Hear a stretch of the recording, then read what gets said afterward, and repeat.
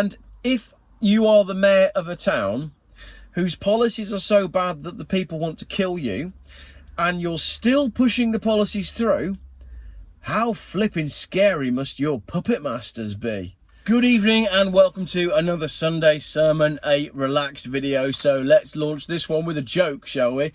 Did you know that the gap between the rungs on a ladder has increased because people have become taller?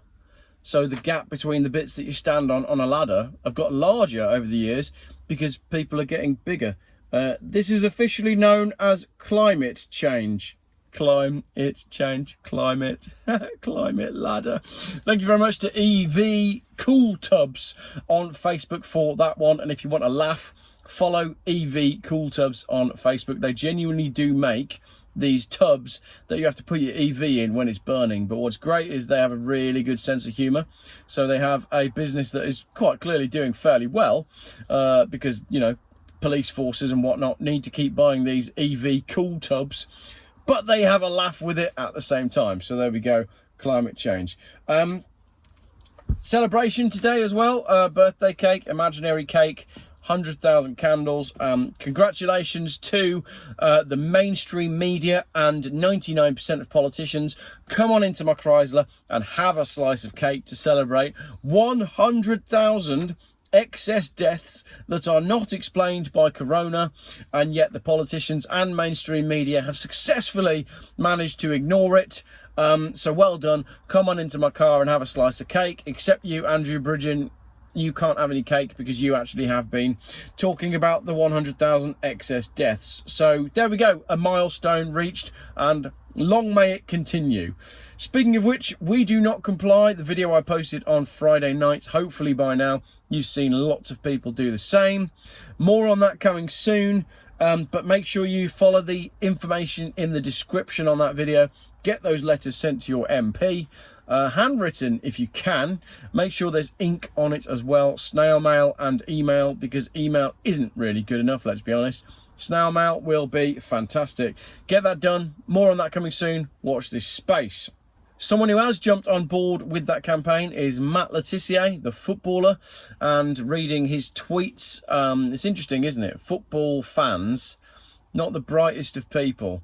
If you're a football fan and you're watching my video and, you know, videos from other people that talk about important stuff, then I guess you're all right. Football fans generally, I mean, looking at the comments on Matt Letizia's tweets, it's like, wow. I mean, these people have fully got their heads buried as far in the sand as it is possible to do so. I mean, some of them are basically just legs dangling out of the sand like that. Look at my glowing hands. I'm not Jesus. Just crazy light in here tonight for my Sunday sermon, but you are healed. Cameras. There's cameras everywhere, as I said on my video the other day. Here is a rural camera that someone has sent to me. Sadly, I can't use my Jesus hands to remove all the cameras, but I'm going to do a video this week on all of these cameras that are popping up everywhere. So if you've got odd cameras that have gone up recently near you, send me photos. Important videos coming up this week. Malnutrition. We as a nation are doing so well under the Tories and austerity that we have had a return of diseases that we wouldn't normally see because we left them behind in the 1800s when everybody was malnourished and sick, but they're coming back. So another thing to celebrate there, basic diseases that can easily be cured with better nutrition and vitamins are making a comeback. So that's nice, isn't it? I'm really pleased about that. On a much more, not that that isn't serious, but on a much more serious note, there's a consultation that ends on the 20th of this month about homeschooling.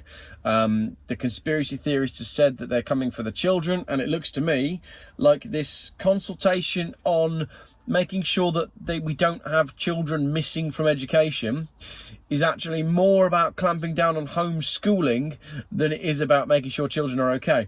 I saw the email initially and thought, oh great, someone's doing something about all of the missing children. But no, it's children missing from education. We don't as a nation, well, the people who run our nation don't care about missing children. 200 gone missing from migration centres. I forget the statistics, but the amount of children that go missing is unbelievably astonishing. But no, it's not about children going missing. It's about children missing in education, which basically is a smash and grab on homeschooling. So if you homeschool and know people that do homeschool, they're coming for you. And I'm going to try and help you out with my Jesus hands. Another one that I might or might not do a video on, but it's worth a mention here. I saw an article, it was actually from May, so I might not do a video on it, but Sadiq Khan allegedly has lots of candles in today's video. Let's all light a candle for Sadiq Khan because he has post-traumatic stress disorder because he's had so many death threats. If I was the mayor of a town and my policies were so unpopular that people wanted to kill me, I think I'd probably be having a real close look at my policies, really. And if you are the mayor of a town whose policies are so bad that the people want to kill you, and you're still pushing the policies through, how flipping scary must your puppet masters be? There's food for thought, isn't it? He's getting death threats and he's carrying on with it.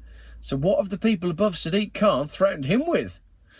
Or has he just been paid off or promised the world? I don't know. I don't know how it works when you become a part of the cabal, what they offer you or threaten you with. I've no idea. But I'm sure he won't be getting a birthday cake with candles if he doesn't push it through. Right, then I've got a note for the climate change joke, but I've already used my climate change joke. Right, I had a bar. This is funny, actually. Yeah, we're getting into the sort of funnier bit of the Sunday sermon now. That's all the serious stuff out of the way. I had a barbecue with some friends yesterday, and my friend, obviously a couple, a man and a woman, and the lady is saying, do you remember that time when I was nearly ill when the kids were young and I nearly died because I had sepsis and I went to hospital and I phoned you and you weren't there because you were at work, and then an ambulance came and took me in? And she was basically trying to get her husband to remember the time that she went to hospital, and it was quite serious. And the husband, who's a good friend of mine, and I was sat having a beer, and I was watching his face and I was like, he's got no idea. He cannot remember this event at all. As far as he knows, this event never happened. And I was watching the confusion unfold, and she was getting more and more irate at the fact that he didn't remember and he was just lost. So I said, can I just stop you there for a minute? Can I ask what the number plate was on your first car? And quick as a flash, he reeled off the number plate on his first car. And then we high-fived, because men are different to women. And then I think my wife probably had a word with me about that later on in the evening. But there we go, men and women, very different. I bought a new Hot Wheels car today, but I don't think I bought it with me. I'll have to put a picture up. It's great, you know, running on from the barbecue that we had. It's the fried chicken van. I bought a fried chicken van in Hot Wheels, so pretty pleased with that. Also, talking of meat, my German sausage meat video is doing really, really well. I'm not completely sure why. It must have been shared somewhere, but I put that video up and it did all right. It did, I don't know, 10,000 on the first day, and I thought, yeah, fair enough. It's gone up to 194,000 views now, so meat is really important. More important than remembering your old number plate. Mugs and stickers. I'm sorry, I haven't posted them out yet. I've been incredibly busy. I'm going to post them out tomorrow. Mrs. Geoff, I think she's feeling bad about not helping me with all the stuff that I get up to, but she actually offered to help package up all of the mugs and stickers and post them out. She came over and she said, you know, I want to be more helpful with your Geoff stuff. Can I help you package up your mugs and stickers? And I said, yeah, that'd be great. I'd love you to. And then she went for a nap. So you might get your mugs and stickers soon. No, you will. A fleet update. Right, let's have a fleet update. How is Operation Get Down to 3 Cars going? Well, it was going really well. I have the Volvo and the Fiesta, both of which are staying. The SLK went the other day. The Gavin and Stacey car, as you well know, has gone already and been sold. Then I bought the Chrysler Sebring and I was at 3 cars.